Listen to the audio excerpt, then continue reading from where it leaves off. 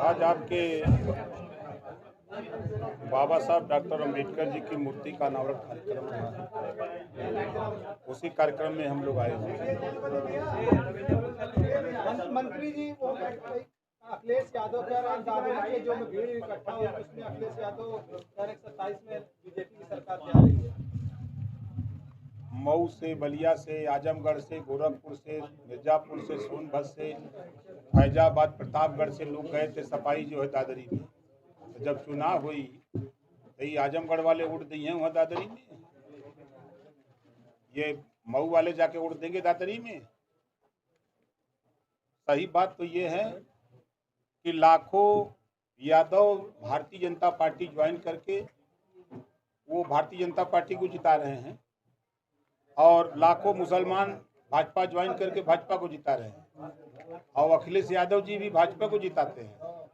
आपको यकीन नहीं है, उदाहरण हम एक पेश करें चाहे 10 पेश करें। मध्य प्रदेश में मोहन यादव जी मुख्यमंत्री बनना था, ये गए मध्य प्रदेश, वहाँ भाषण दिए हैं कि कांग्रेस को वोट मत देना, बहुत चालू पार्टी है, इसकी सरकार बनाना है। तो इतना कह के चले आए और भाजपा की सरकार बन गई। बिहार गए तेजस्वी को बनाने और वहाँ बना के आ गए भाजपा का। गए दिल्ली केजरीवाल को मुख्यमंत्री बनाने और वहाँ भाजपा की सरकार रेखा गुप्ता को बना के आ गए। गए महाराष्ट्र, वहाँ भाजपा की सरकार बना के आ गए। तो ये जहाँ जानी राधा रानी हुआ पर पाथर पानी। तो कह रहे हैं 27 में हम बीजेपी जा रही है।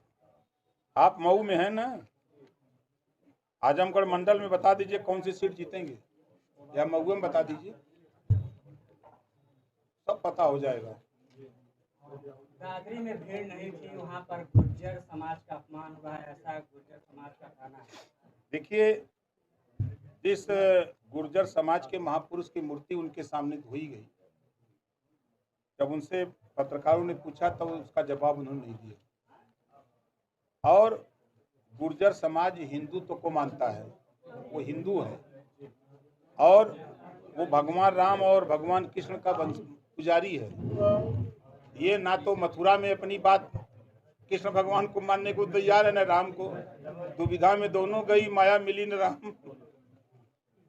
तो कैसे सरकार बनेगी? अखिलेश यादव कह रहे हैं कि उस सम्मेलन के बाद जो कार्यक्रम हुआ था तो बीजेपी जो घबरा गई है।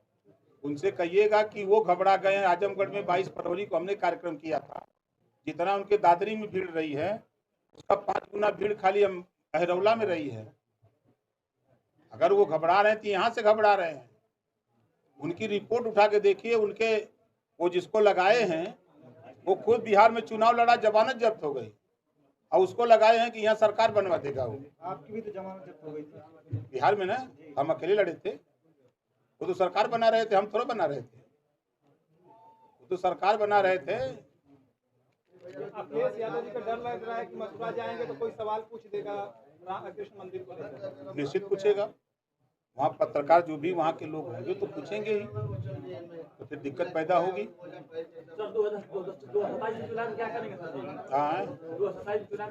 पंचायत चुनाव की क्या स्थिति है सर?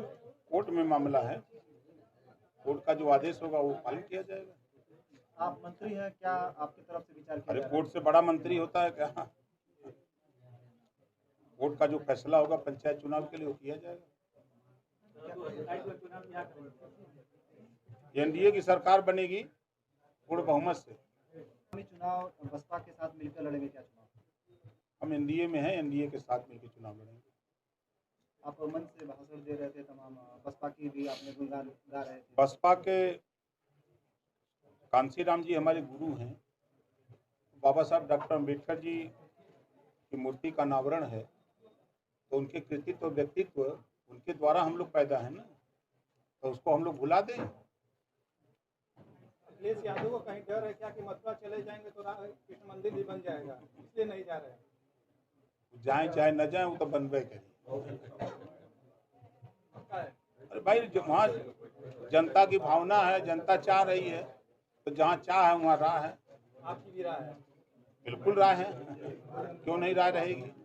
आगामी चुनाव में चर्चा चल रही है कि ओम प्रकाश राजभर जी माफिया जो ब्रजेश सिंह है उनको सदर से चुनाव लड़ाएंगे अपने पार्टी से। मतदाता सूची में जिसका नाम है वो चुनाव लड़ने का हकदार है। वो हम लोगों की वो प्रदेश में, देश में वो माफिया पुलिस की सूची में हो सकता है, हमारे वोटर लिस्ट में वो माफिया की सूची नहीं है। आपके रिश्ते भी अच्छे हैं उनसे? किससे रिश्ता अच्छा नहीं है? एक नेता का बताओ नाम जिससे रिश्ता अच्छा ना हो। अखिलेश यादव से अच्छे रिश्ते हैं। राम मंदिर बने जाते हैं। राजनीति अपनी अलग है। एक कई जहाज में वो भी जाते हैं, हम भी जाते हैं। वो आगे बैठते हैं, पीछे बैठते हैं, फर्क इतना है। आप कह रहे थे कि हम बहुत नेता हैं, बिहार नेता हैं, वो आप जान ही गए हैं, कोई नई बात है? इसका क्या अर्थ है? समझ लीजिए, कुछ सब समझाई देंगे हम तो, कुछ रहने दीजिए ना। सर, देश में राम मंदिर बने या कृष्ण मंदिर, कहीं न कहीं संविधान का सहारा लेना ही पड़ रहा है, क्या कहेंगे सर? देखिए, सरकार भी चल रही है तो संविधान की शपथ संविधान के बदौलत चल रही है। पूरे देश में जो भी काम हो रहा है संविधान के बदौलत, उसको नकारा नहीं जा सकता।